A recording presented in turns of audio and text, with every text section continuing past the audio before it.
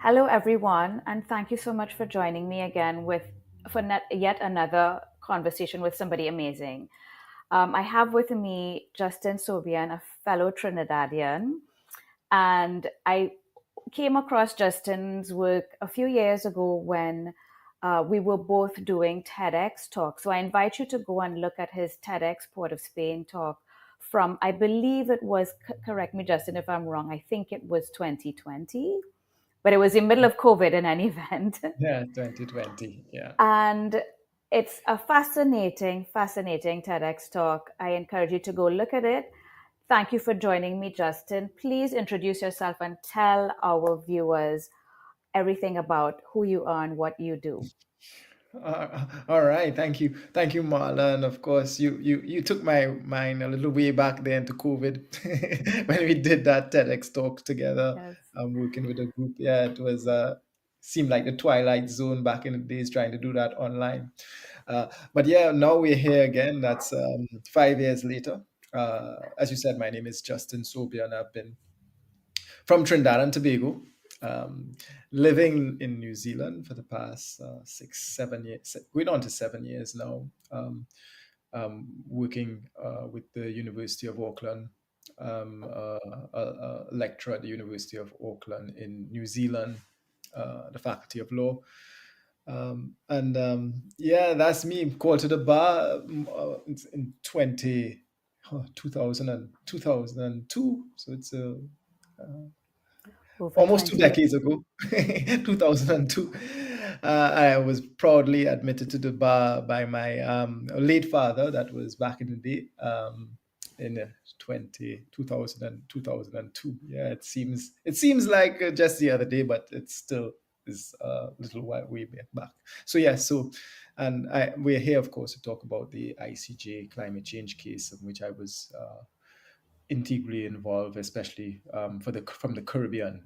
The Yeah. Caribbean and the Pacific, we really work together in this. And when I say the Pacific, I'm talking about the Pacific Island states. Yeah. Well, Justin, before we get into the ICJ case, I just want to talk a little bit about the specific type of lawyer that you are, because when we did that TEDx talk, I mean, I was blown away because I had never known, I'd never thought that, so you are a lawyer that deals with a very specific area of law. And I want you to talk about that because I found it blew my mind 5 years ago. So before we get to the ICJ, tell us about that. Yeah. So I'm an international environmental lawyer. Mm-hmm. Uh, um, uh, with a little bit of human rights in between. But we know that human rights and when it comes to climate change is not only an environmental issue, it's also a human rights issue. When you think about just the right to a healthy planet, it affects the right to life, for example, one of the most fundamental rights any human being can have, right? Because if you don't have life, you can't Absolutely. enjoy your other human rights, right? So climate change, and that's the one of the reasons, because I used to work with the United Nations Human Rights Council in Geneva, and then of course I had that environmental background with my education, my master's at that time. Okay. Um, but when I was in Geneva, you heard the special rapporteur for the environment saying that rivers should have legal rights. And when I was like, rivers have legal rights, where is this coming from? And then the forest should have legal rights, and all these things were coming out of New Zealand. So that really attracted my interest to come to New Zealand, and Fascinating. and I Yes. did my that's why I did my PhD, and yeah, so my TEDx talk was on the rights of nature. Yeah, I should nature loved have it. rights? Yeah, yeah. So it was, but the thing is, everybody has been saying, "Oh, that's like real groundbreaking. That's fascinating." But Yes. this was something that was being discussed since in the 70s, so it's Yes. now gaining traction, really. So yeah, Right. yeah, But I loved it because when you think about it, if rivers and forests didn't have rights and weren't protected, then we are in jeopardy. And that's Mm, where it's important. It's not just, you're not just a tree hugger. You're actually, mm. in the end, it's you, I guess one can say it's almost selfish interest in the end, fundamentally, but because we have to protect nature to protect ourselves. Yeah, indeed. Yeah, because if we always said, like, if companies could have rights, right? If Exactly. companies could be individuals or companies could be persons, you can sue a company or company could sue someone, then, why not give nature rights, right? We need Absolutely. nature more than companies, I would think. Well, if you're talking from a green perspective like me, right? But Well, we yeah, need air to breathe, and companies yeah, don't produce air. So, exactly. Well, you get what I'm saying. So yeah, yes, it goes in. It goes in. I don't know a lot of persons. We have a lot of debates about this when I go up the islands, Trinidad, Jamaica, Barbados, talking about it, especially before the TEDx talks. It's like people are just like, well, I'm a human being, and sometimes I feel like my rights are not respected. So why should I give true. nature rights? So there are different ways to look at it, but I think it's a more, for me, it's a more philosophical view. It's a way of to respect nature. I think the rights should be treated differently in a way. But that will go into another argument. Like human rights, we know are different from nature rights, but it's a way of just engendering that respect Respect. for nature and so on. So yeah, so it has to be ingrained in our mindset that nature is not a commodity, but something that can be that is beneficial for all of us to live and thrive with. For sure, respect, but also it makes us recognize the interlinkages between nature and our own lives and our own rights. But thank you for that Exactly. overview. And I just so tell us about how you became involved. Well, first of all, tell us a bit about the ICJ. Now, this is a recent ruling by the International Court of Justice, which is the highest court in the world, that made a ruling on the obligations of states as it relates to the climate crisis, um, just as a pretext. But could you tell us about that and how you became involved in this landmark ruling? Yeah, I was just, to be quite honest, I came across it quite accidentally, but in a pleasant way, right? um, Mm-hmm. Yeah, it was, well, as you said, the ICJ, the highest court in the world, and the youths, it started off as a grassroots movement. Now, this wasn't any state that said, all right, let's take climate change to the International Court of Justice. No, this didn't start with any state at all. It started with 27 Pacific law students between the ages of 17 and 19 sitting down in Amazing. the University of South Pacific, who I learned after a while the University of the South Pacific was actually modeled after the University of the The West University of the Indies. West Indies, Yeah, they yes. actually tell me that. Yes. Yeah, because they were just like, we got the idea. So for example, in Vanuatu, I think they have the law faculty. In Yes, Fiji that's is correct. engineering, and yeah, Mm-hmm. so different islands are specialized. And we did the same thing. Barbados was the law faculty. Jamaica was the if you wanted to study medicine and Yes. engineering, I think you went to Jamaica. Or Trinidad was engineering. But Trinidad now was I think engineering, yeah, yes. but now I think that things have changed. Everybody's doing everything now, and that's for me. And my dad and I used to talk about that. This goes against the whole treaty and the establishment of the University of the West Indies, but that's another story. Where it was supposed to bring, because when I started law at the University of West Indies, I spent my 2 last years in Barbados, and that's where you met everybody. You met Jamaicans, you met Trinidadians, you met Kititians, you met St. Lucians. Everybody came together. Barbadians, they came together. So it was a real melting pot. But now, if you have the law faculty just in Trinidad, somebody who's studying law in Trinidad will just meet their Trinidadian counterparts. Yes. It never, So it so kind it of goes affects against the the region. regionalism, Yeah, yes. yeah, But yeah, so the University of South Pacific really is the only other regional university on earth. And yeah. but so you stumbled on this. But what I found, before you get into that, what I found absolutely fascinating and something people need to really understand, is that this was started just by a bunch of young students. And so it tells you, you don't have to be a state, you don't have to be powerful, you don't have to have wealth, you don't have to have status to make a difference. Yeah. That's a real Mm. that's a real powerful message that I want to come out of this. Yeah, it was a grassroots movement. So Mm-hmm. that time was in 2020. It was COVID again. It was during the Mm-hmm. TEDx talk, I think. And then I was doing my PhD and working with we have a Center for Environmental Law. And the then, the then president or chair of that Center for Environmental Law in New Zealand said, "Well, Justin, you're doing your PhD on the rights of future generations. Did you know about this case that these Pacific students they're trying to work on? I think I know the gentleman. His name is Solomon Yao, and I know the gentleman who is one of the leading students. And you should have a talk with him, and it will also help you because the work that they're doing is reflects in your PhD. So all right, so she set up this meeting with me and Solomon. And then I Mm-hmm. remember it was, as I said, during COVID, and he was just like, "Okay, my name is Solomon, and I'm from the Solomon Islands." So I was like, "Is this Wow. guy joking me? Is this a joke?" I was just like, "This is COVID, so anything can happen. Anything." I was just going, "All right." Solomon from Solomon, Solomon from Solomon Islands. He's like, "Yeah, for true, my name is Solomon." So his name really is Solomon, right? So that was like a big joke for me at the beginning, and we still laugh about it how he put it across. Yeah. So Solomon, when we were talking, he was like, "You know what? I never met anybody from the Caribbean, and we are Wow. having this campaign, and I would like, could you assist getting states to assist us because we got Vanuatu to because as so the ICJ, you can't bring, you have to be a state to bring an You have action to in be a here. state, yes. Yeah, Mm-hmm. so persons like you and me, we can't just file a claim in the ICJ. So they needed a state to support them. So it started in Vanuatu. They got the government of Vanuatu to support them.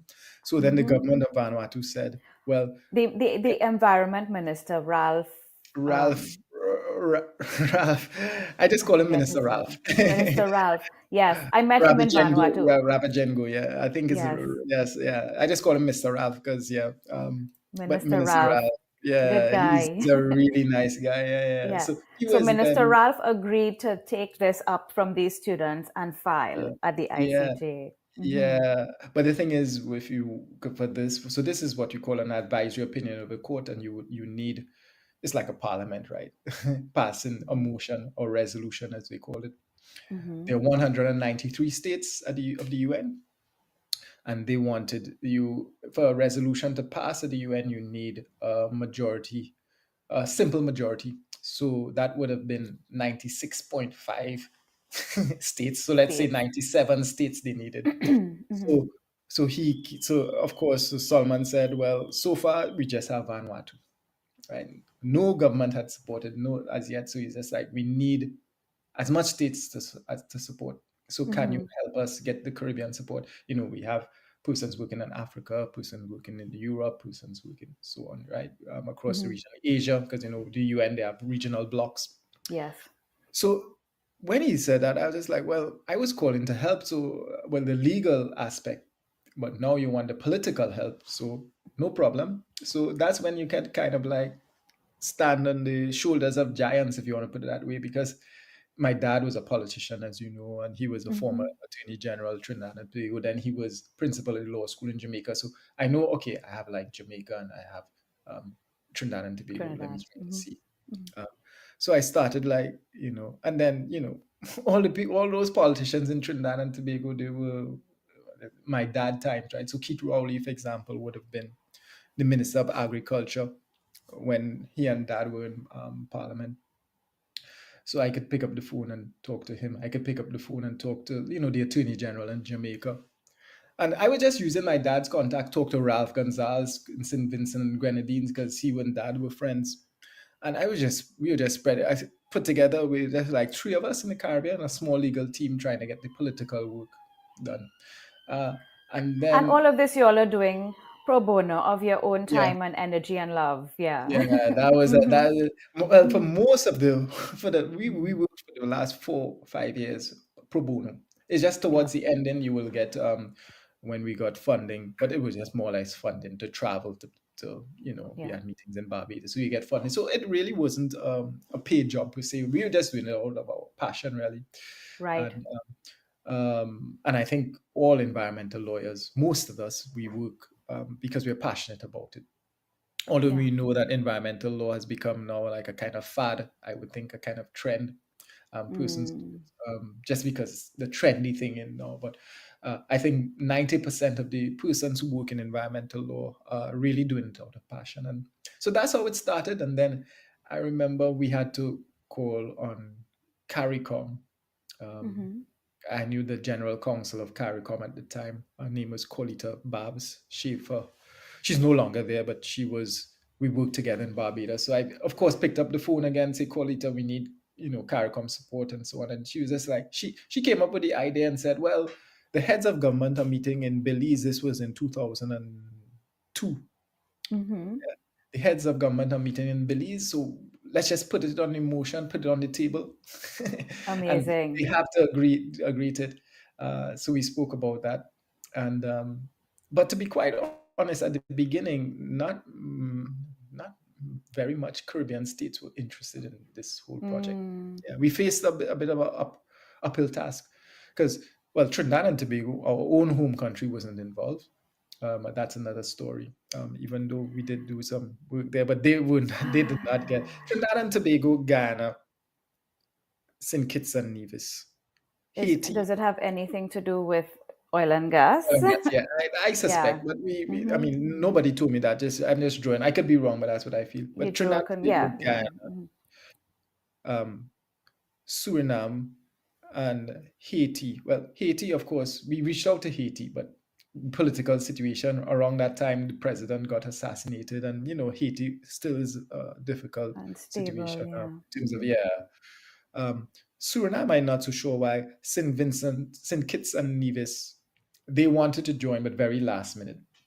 So the four Okay. countries, CARICOM countries that really should have been there were Trinidad and Tobago, Guyana, um, Suriname, let's say, right? Um, so yeah, but at the end of the day, we got 9 CARICOM countries out of the 14. Now I say 14 because Montserrat is a special territory of the UK. Yep. So they could not have been participated because of their special status with the United Kingdom.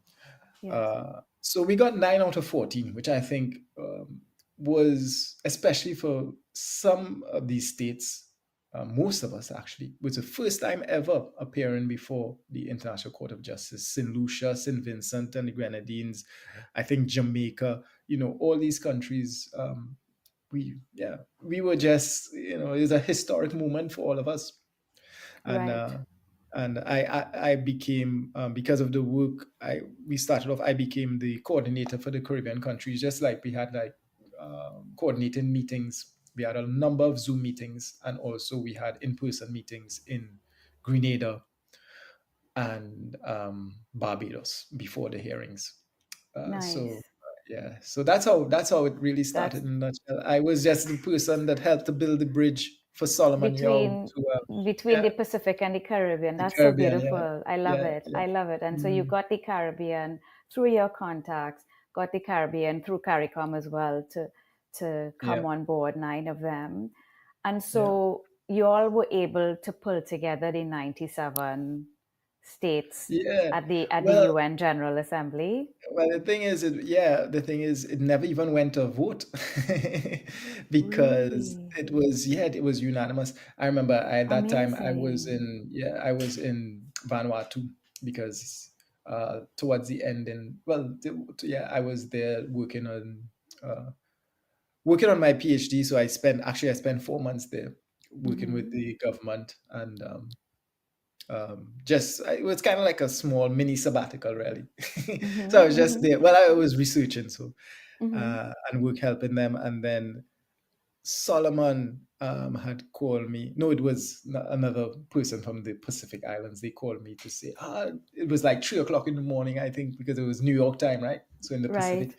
And they're like, oh, yeah, yeah. Just because I told them to call me. And they're like, okay, it passed. The resolution passed. I was like, all right, what was the vote? And they was like, oh, there was not a vote. I was like, what do you mean there was no vote? Because I was expecting, like, so what's it? Yeah. It was like, everybody just consented. So they, Wow. yeah, there's like the president of the General Assembly asked to go to a vote, and nobody wanted to go for a vote. So if you don't go to a vote, it just assumes everybody consented. Everybody's But I think, happy to go ahead. Yes. yeah, yeah, but I think um, it on reflection, it probably never went to a vote because I think they realized that they had the majority. And if one state said, let's go to a vote, they didn't want to, show any bad face, really, I would think. Right, Yeah. right, I think they didn't want to they're too be the one. embarrassed Yeah.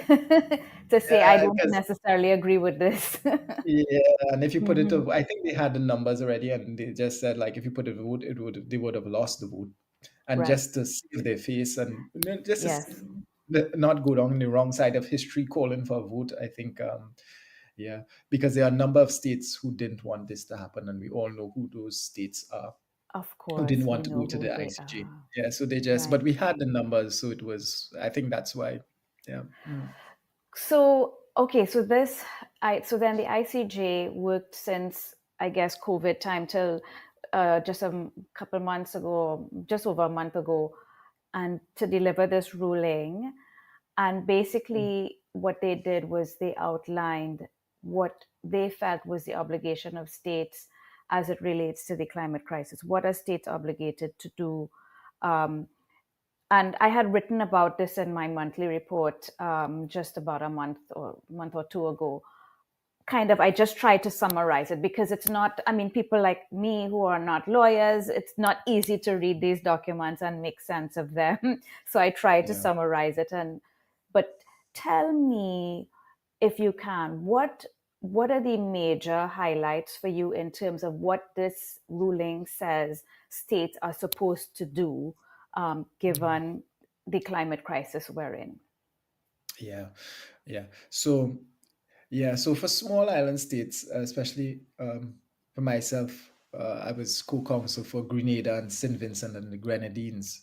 Hmm. And so the hearings were heard in December 2024, and the Hmm. ICJ, it took them, let's say, 7 months, going on to 8 months. In July 2025, we got invited, the states who participated, to come to hear the rulings. And I remember sitting down um, In next The to, Hague. we were in open court. Yeah, this is in July. Hmm. I was on my right was the delegate from St. Lucia, and on my left was the ambassador from Bahamas, Hmm. and every time the judge was speaking, so we had on our headphones because they had the translation and so on. They would like hit me. That's what we said. That's what we said. And I was just getting like these nudges. That's what we said. You see, you said. I was like, can I just listen They're to so this judgment? excited. Yeah. So everything the judge was saying, we were going through, and it was true. We were just ticking all the boxes, like everything we argued for. And when I say everything we argued for, the Caribbean region, it was just so. and First and thing, and the Pacific region too. yeah, the Caribbean and Yes. Pacific, we really Hmm. worked as one. And when I say Pacific, of Hmm. course, we talk about the Pacific Islands, right? Not Yes, and we're all islands. I'm not talking about, because the US, sometimes people think, okay, Hawaii is the US, but people think Pacific's, the west coast of the US. No, but we're talking about the islands. And even some Pacific Islanders, they think that Australia is like too big for us, because Australia is like a continent, really. of But course. yeah, we're Hmm. talking about the Pacific, the small island states. So we're talking about Vanuatu, Fiji, Solomon Islands, Tuvalu, um, Micronesia, and these countries, Tonga, Samoa. Hmm. So yeah, so the first thing is that the court said that the IPCC science is the best available science. Now that was, Incredible. yeah, and the IPCC scientist reports, they've said a lot of things in favor of small island states, like we should basically even at 1.5 degrees warming will be a disaster for small island states. They even said that straight, right? We would be So, underwater. yeah. So even though people say, okay, the science, the temperature goals under the Paris Agreement is between 2 degrees Celsius and 1.5, and some states say, well, we could still survive at 2. The IPCC science says, well, even at 1.5 for small island states is still dangerous, right? Yes. So that was one thing. that they upheld that IPCC science is the best available science. The second Meaning thing, that we're looking at yeah, staying within 1.5. yeah. And the IPCC science actually says that, in other words, 1.5 is just the lesser of the two evils, right? Um, two Right. degrees is definitely out, but they're saying so if we have to renegotiate a temperature goal, which I don't think states will want to, especially the developed states, the biggest polluters. Actually, 1.5 will be the baseline. It should even be lower than that. But Okay. anyway, I don't think states will negotiate that temperature goal anyway. But um, then they went on to say that the climate crisis is not only what we call the lex specialis, which is the specialized law. So it's not only the Paris Agreement, not only the UNFCCC agreement. You have to look at human rights treaties as well. How Mm-hmm. climate change affects human rights, because developed countries were saying that when you come to the climate change, you can only look at the Paris Agreement. You can't look at any human rights agreements, right? So so the International Court of Justice says no. The climate change is, yes, they have specialized agreements for climate change, but you can also look at the human rights aspect of climate change. The human rights. Meaning, for lay Mm, people like me, meaning yeah. we're looking to adhere to the 1.5-degree increase in temperature as a maximum. And Mm, we're not looking at these issues of climate in isolation. These issues of climate are integrated with human rights issues. right, Right. Good. exactly. You Mm-hmm. said it even better than me, Marla. Yeah, you can't look at climate change in a In a vacuum. Right? vacuum. Yeah. Exactly. You have to look at the wider implications. So you have to look at human rights treaties, Good. really, basically that countries have signed on to. Good. So that was the second thing, and then there are a number of impacts, but I'm just trying to at least touch three or four. The third one was that intergenerational equity, that you have to have states must have obligations to the future generations, Absolutely. They have as right? many rights as we do presently, the unborn Yeah, generations. Yes. yeah, and as you already Mm-hmm. said, future generations. Sometimes when in lay speech, we might say, "Oh, my son who is 2 years old, that's the future. That's the future generations." But really, in law, your son who is 2 years old, that's the present generation, right? So future generation, as you said, is the unborn Mm-hmm. generation. Is a generation that's not even born yet. Mm-hmm. So, in other words, the future generation will be somebody born in 2030, let's say, right? So, Right. um, so states were saying that, well, why some states, US, Germany, Saudi Arabia, if I recall, were saying that states should not have obligations to an abstract group of people who are not even born yet. Why should I have an obligation to someone who will be born in 2045? Right? Uh, but we were saying, well, they say human rights cannot apply. In other words, it comes back maybe to that kind of, why should somebody who's not born have rights? But climate change is a very specialized issue. It affects um, persons who are not born. The persons who are not born as yet did not consent to the climate crisis, and they will be unduly Absolutely. burdened by the climate crisis by the time They they are didn't born. contribute to it. Yeah, they didn't contribute to the crisis, and they would be burdened by it, unduly burdened than the present generation. So the court accepted that agreement, that those arguments as well, that Right. you should have respect or you should have obligations of future generations, and that was also an uphill task, even though they had previous rulings by the court saying that future generations, in the nuclear weapons case, for example, which took place in 1996, the court said that nuclear weapons has impact on future generations. So we kind of use that argument to say, As well, precedent. Yeah. yeah, in Mm-hmm. this, and we even said that this climate change crisis, it was like the nuclear moment in the 96, because 96 the Nuclear. the Mm-hmm. nuclear weapons case started off with it wasn't students, but it was more NGOs and so on, but still. So we drew a comparison with that, and the court actually accepted that. Wonderful. So that really cemented now that you have obligations for future generations.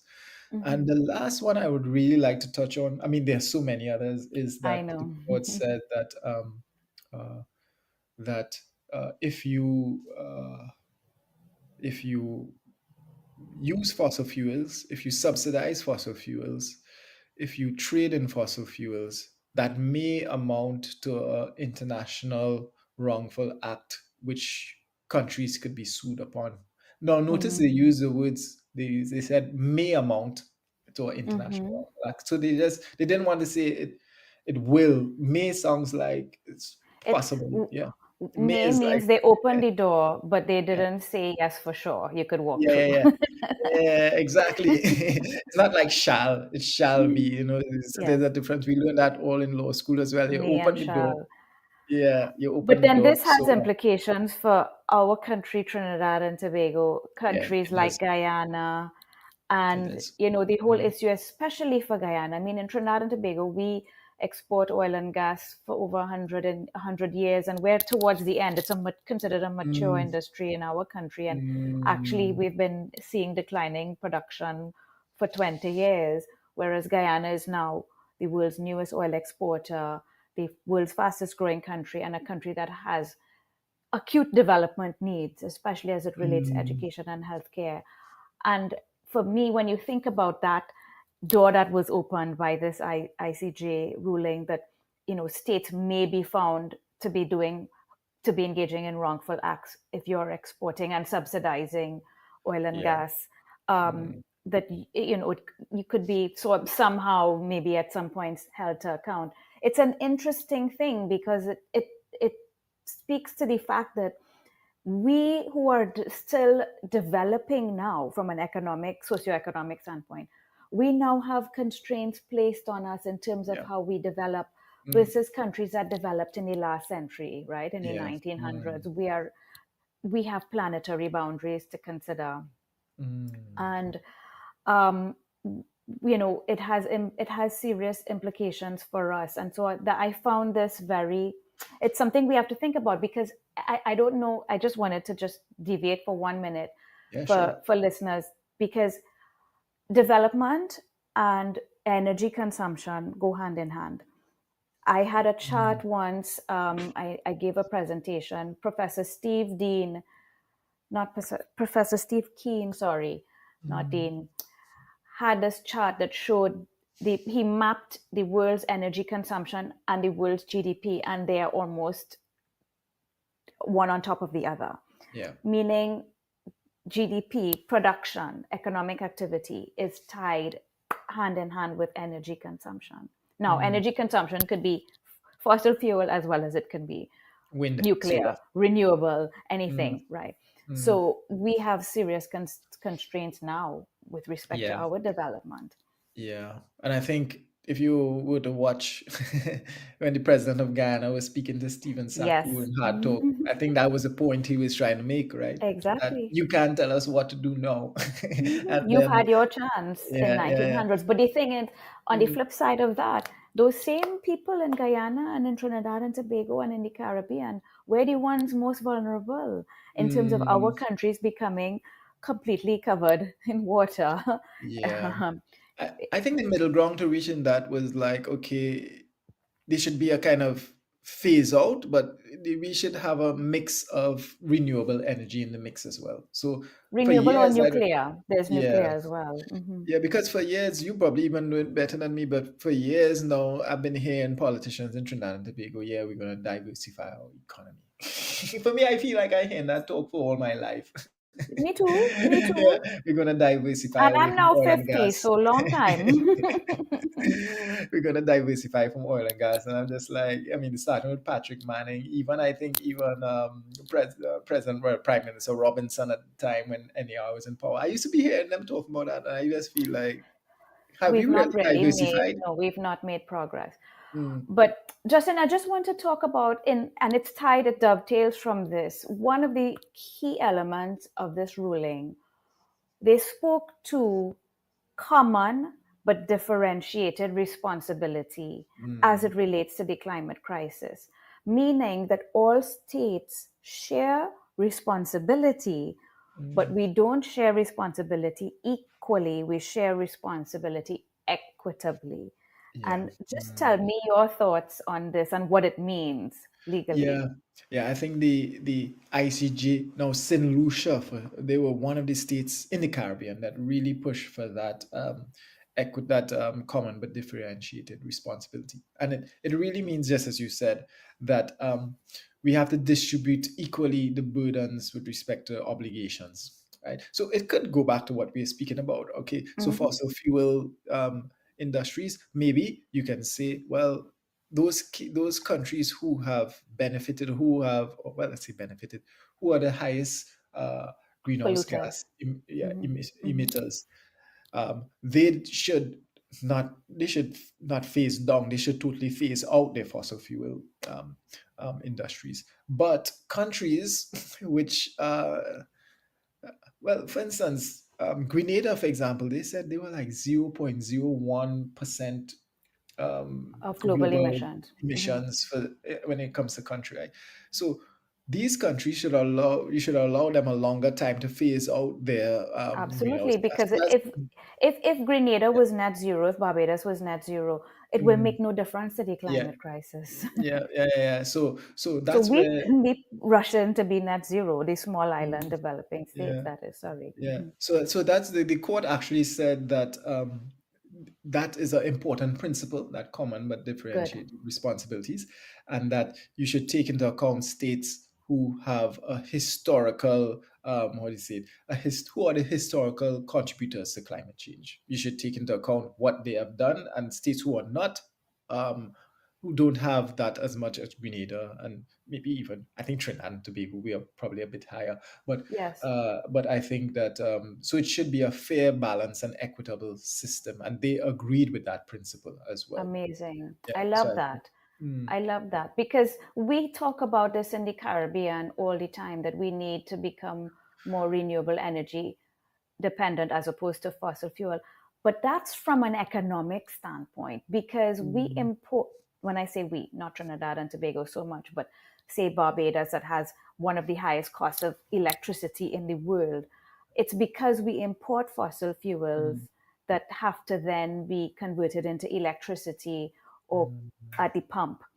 And this means that because that cost of imported fuel is so high, it affects your cost of living, cost of doing business, and it makes you a less competitive and less prosperous country. That is why we need more mm, renewable energy, not so much because of the environmental impact that we have. Our consumption, like you said, is a fraction of 1% of fossil yeah. fuels that we emit. Yeah. I didn't even know that, with Barbados being the having Yeah, the one highest of the electricity highest bill. costs of Mm, electricity. In the mm, Caribbean, we generally have much higher cost of electricity than the global average and certainly the average of developing countries.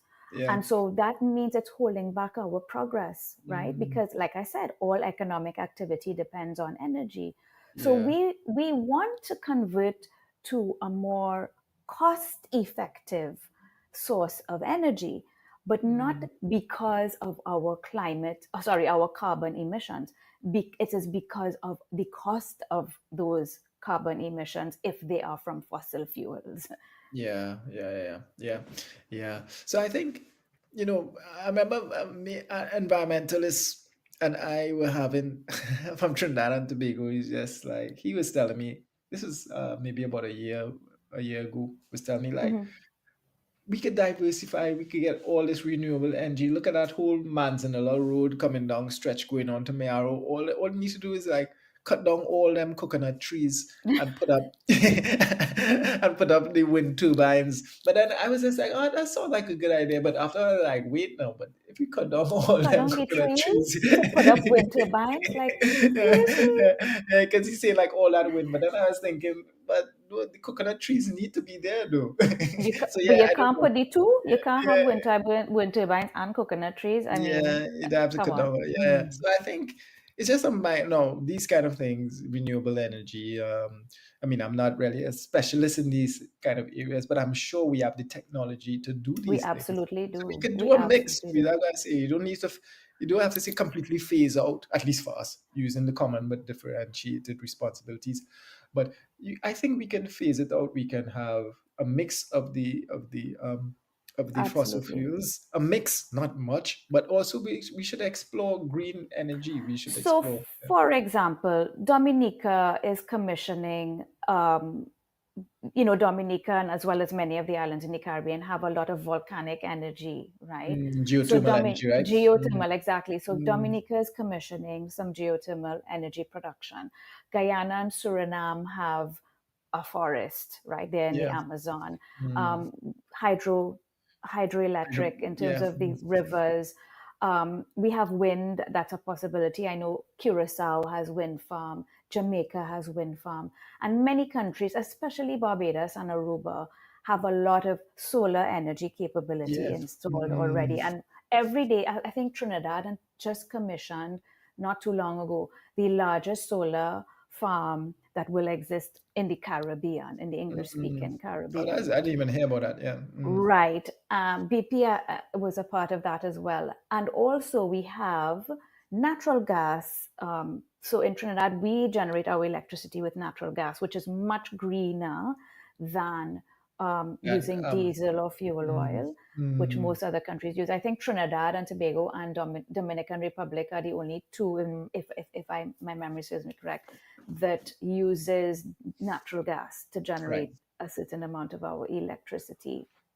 So we do Mm, have a mix, right? And then there's also small scale nuclear, which the technology has made mm, such that you don't have to have a big consumption base like big countries do to have a nuclear plant. You can have small scale nuclear that can serve 100,000 people, 200,000 people.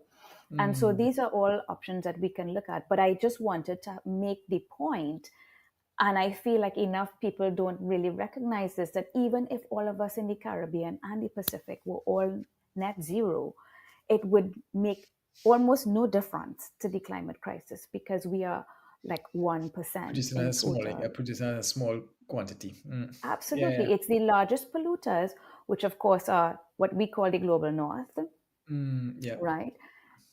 But also now you have China and India, which Mm, combined as 2 billion people.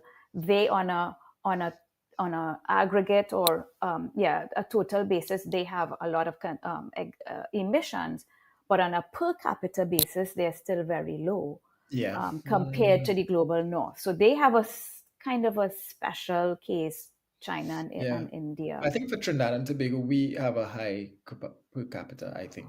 We do have a high per capita emission level, and that's because of our oil and gas and our downstream Mm, sector. Also, we have one of the highest per capita number of cars, vehicles. mm. All right. Yes, so Yeah. that those factors kind of make us one of the higher per capita emitters on the planet. So yes, we need to do our transition as Yeah. well. But Yeah. then when we talk about a just transition, right? Mm, Just what does that mean? That there's justice in how we transition to renewable. Not like the president of Guyana said, you had your chance in the 1900s to industrialize. It is now yeah. our turn to develop. Yeah. We have Yeah. the same rights as you to have education, health care, Mm. a safe and Well, secure, stable. well, Yes. the council for who is the lead council for St. Vincent and the Grenadines, Hmm. she put it a nice way. She said that uh, Chanel Hardaway, she said that climate change is colonization on repeat. And I Absolutely. remember when she said that because I was the second, well, I was the co-counsel for them, and we were rehearsing this like 24 hours, 48 hours before our statement. And I remember sitting down because she went before me, and I remember sitting down and she said, "This is climate change. It's like colonization on repeat." And I was just like, "Wait, I never even heard you say that in rehearsals." In the rehearsals. But she's right. Yeah, but she was right. So what she was trying to say is that, and is that Grenada, when Ivan had hit Grenada in 2004, it wiped away 200% of their GDP. When Yep. Hurricane Maria hit Dominica in 2017, I 17. think, it wiped away 270% of the GDP. And who do they Within go hours. to?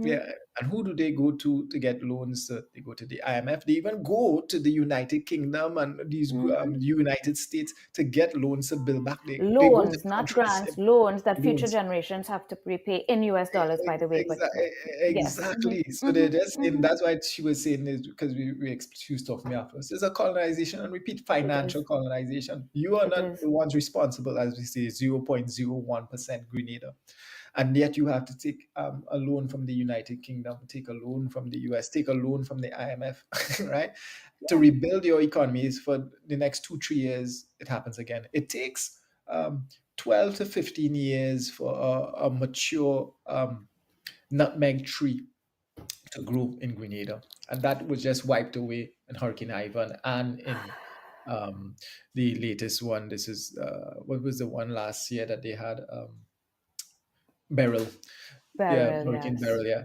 and that just wiped. So it's going to take another 12 to 15 12 to years for them to 15 grow back, years and that before their main export crop can be exported. Yeah. and Grenada is the number 2 producer of Of nutmeg in the nutmeg in the world after world. Yes, Indonesia. After Indonesia, absolutely. small spice island state that have what it was 100 and something thousand people, right? Yeah.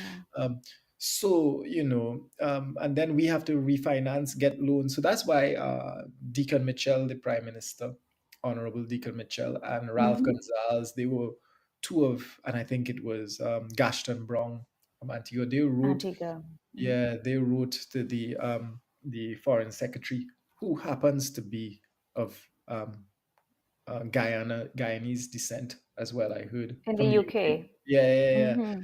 They wrote him and they said, "Well, listen, we're not paying back your loans." Basically, I said, like, we're not paying back your loans, and even if we can pay back interest, and all this should be debt cancellation and so on for all Absolutely. these things, that the money that we are borrowing from you to rebuild our economies, when we are not the ones who are the major climate emitters. So Absolutely. yes, I think that was a good point to drive home about So climate. all of this speaks to our shared, so common, but differentiated responsibilities as it relates to climate crisis. And I felt like that was one of the most powerful things that came Yeah. out of this ruling, that Mm, finally somebody has said definitively, we mm. are all responsible, but some of us are more responsible than Y- others. Yeah, yeah, yeah. Even one of the things they spoke about is that states should act as, and this is another global South island argument, that states should act as trustees for future generations, or for, they said, humanity and future generations. That is that states should share, well, not share, but take care of the earth, or act as guardians of the earth or the climate for future generations, the climate system.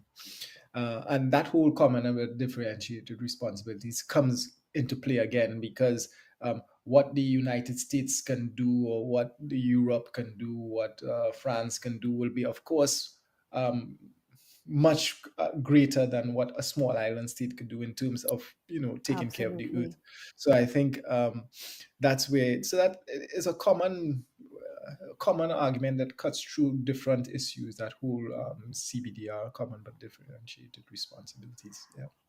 And the last point I want to make, Justin, is, because you would hear people say, oh, but it's how many trillions of dollars is needed to Mm, achieve this just transition to renewable energy, and development needs to, for example, for these sustainable development goals. I think it's, I don't want to state the figure. I thought it was 4 billion a year, but the point I wanted to make is that you think that this is a huge amount, but this actually is less money. We're talking about less money than the global north currently spends on its military budget. mm, Okay, mm. so this is Yeah. money that these countries already have, that they choose to spend on weapons as opposed to protecting the planet for future generations. So it's Yeah. not money that we don't have.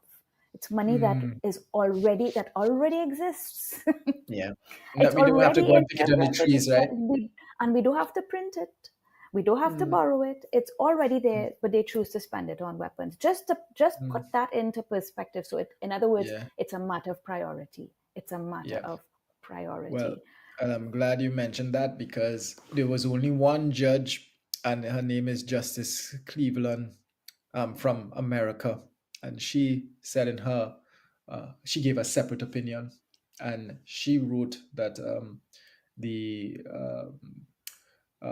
the wars and regional conflicts, they also contribute to the climate crisis, and They states do. should try to make peace because the more you are, of course, you have to get Manufacturing guns, weapons. manufacturing guns, hydrogen bombs. They, of course, have an impact on the environment. Don't talk about nuclear bombs. That's a whole different, that's like hydrogen bombs on steroids. But yeah, manufacturing weapons, manufacturing tanks, manufacturing bullets, all these And then things have to shipping go them across to somewhere. wherever it is the conflict Yeah. is. Hmm. Yeah. So she was just saying that, basically the climate crisis also is meaning that we have to stand for a call for peace. Of course, we know 100%. she didn't speak about what was, of course, but it was directed towards what's going on in Gaza and what was going on in Ukraine and Russia, and why we say that, because the Palestinian Council. I remember the day of the judgment said, well, you should really read the Cleveland's judgment. She spoke about armed conflict and climate change, and that was something we argued for. So we know that even without getting too political and saying, okay, what's happening in Gaza is wrong, what's happening in Ukraine or what happened around the world is wrong. Yeah, so that is a big. In other words, she's saying the same thing that you said, that governments needs to set priorities, um, what Exactly. they're doing. Yeah, yeah. In a subtle But way, if you read the but judgment. Yeah, absolutely, but weapons manufacturing is a business, yeah, right? And yeah. so and Mm, so that business is very powerful in terms of its mm, lobbying. But yes, I just wanted to make this point that this money exists. This money to mm, finance the just transition and to finance the achievement of the sustainable development goals for the whole of humanity. That money is already there. We mm, don't have to borrow it. We don't have to print it. We don't have to, the manna don't mm, have to fall from the sky. It already exists. It's just that we choose to spend it mm. on war, Yeah, like my dad said, right? you don't even have to go outside and look at the money tree. It's there, right? No, it's there. It's but I'm, there. And but so the answer is already there. We don't have to find the yeah, solution. but It's that's good to already know. I there. didn't even know. That's good to point out. And I think as well, e- even if you look at the billionaires in the world, some of these billionaires could even bail out the climate crisis if you really think of If it, they right? wanted But to, yeah, if they yes. wanted to, yeah. Mm, mm, It's a matter of priorities. And let's hope that, as the younger generation is educated differently, as things like this ICJ ruling and other developments like this come to the fore, let's hope we change the minds and hearts of the decision makers mm, who are currently making the wrong decisions. yeah. And that they're people, more importantly, which is why I do these kinds of interviews, Justin, and I am so grateful that you are here. Um, that people, the average person, understands, and we make noise Mm, and we put pressure on our politicians to make better choices. yeah. And I think just, I mean, to close it off, I think as Hmm. well that this ICJ ruling will have impacts for years to come, even centuries. I mean, we're still talking about the nuclear weapons case, and that was in 1996, which is like, yeah, that's like what, It's 30 30, years 30 ago. plus years ago. Yeah. Hmm. And I think it's not really for us now. I think the future generations, the future lawyers, the future environmental scientists, the future environmental protagonists, they're going to use Exactly. this ruling. They probably will be, well, we hope, in positions of government that will be able to assist. And that's why I think nobody wanted to be in the wrong side of history to try to block this issue. Um, Good.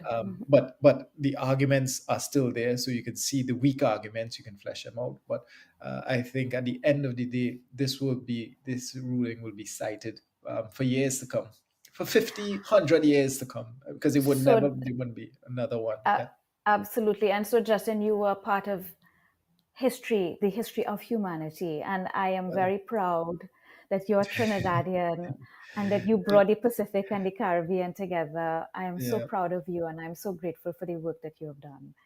Thank you very much. Yeah, I really And appreciate it. And thank you for the invitation. Yeah, but the thank work you. continues. It hasn't stopped yet. The work continues. Is now how we can use this advisory opinion to how we can use it. We have the advisory opinion is just something on paper. How do we make that paper valuable? I think that's what we have to We put it talk into about. policy. That's what we Yeah, do. We make yeah, it inform policy. yeah, So Justin, just to close, I'm very proud of you. I'm very grateful for the work that you've done on this, and you were part of history, of not just history for our country, history for the whole world. And I really appreciate, and I'm so grateful that you were able to make this time to be on my yeah, platform to talk about this. And I hope everybody watches and listens and understands how important what you did, how important it is, and how important this ICJ ruling is for all of us in the Caribbean and in the Pacific. It is 10 o'clock, going on 11 o'clock in New Zealand, where you are. It's, yeah, yeah, it's 5 o'clock or 6 o'clock for us in the Caribbean. Um, yeah. Thank you so much for making this time and for the work that you have done. Appreciate it, and thank you for inviting me as well. I'm happy that we made it happen because we've been talking about this for a while. We have Thank you again. been. Thank you so much. All And right. we walk good, and we will talk again another time about how this has made a difference, I'm sure. All right.